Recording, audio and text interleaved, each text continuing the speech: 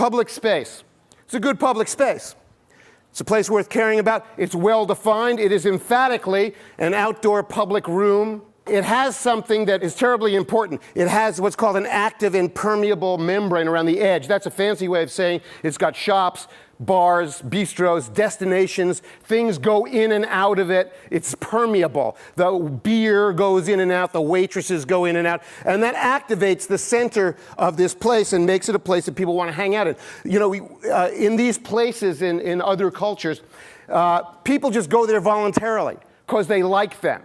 We don't have to have a craft fair here to get people to come here. You know, you don't have to have a Kwanzaa festival. People just go because it's pleasurable to be there. But this is how we do it in the United States. Probably the most significant public space failure in America, designed by the leading architects of the day, Harry Cobb and I.M. Pei. Boston City Hall Plaza, a public place so dismal that the winos don't even want to go there. And we can't fix it because I.M. Pei is still alive, and every year Harvard and MIT have a joint committee to repair it, and every year they fail to because they don't want to hurt I.M. Pei's feelings. This is the other side of the building. This was the winner of an international design award in, I think, 1966, something like that. It wasn't Pei and Cobb, another firm designed this, but there's not enough Prozac in the world to make people feel okay about going down this block. This is the back of Boston City Hall, the most important, significant civic building in Albany, in Boston.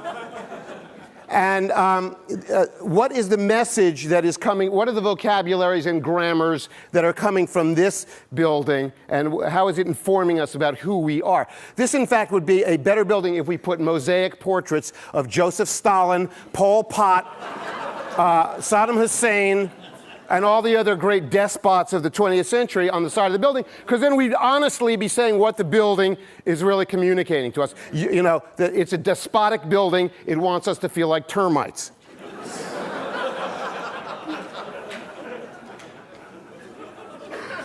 This is it on a smaller scale, the back of the Civic Center in my town, Saratoga Springs, New York.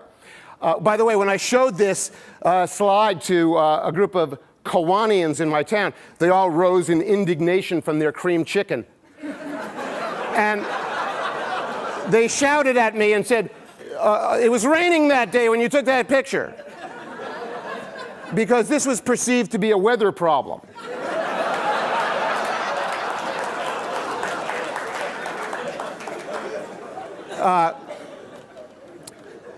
This is a building designed like a DVD player. Audio jack, power supply.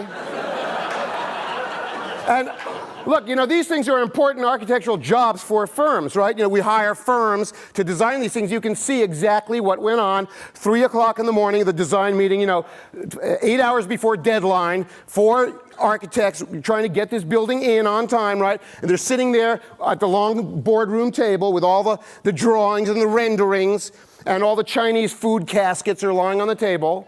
And what was the conversation that was going on there? Because you know what the last word was, what the last sentence was of that meeting. It was, fuck it.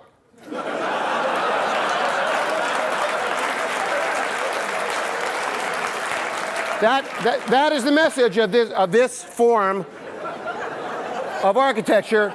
The message is, we don't give a fuck. We don't give a fuck.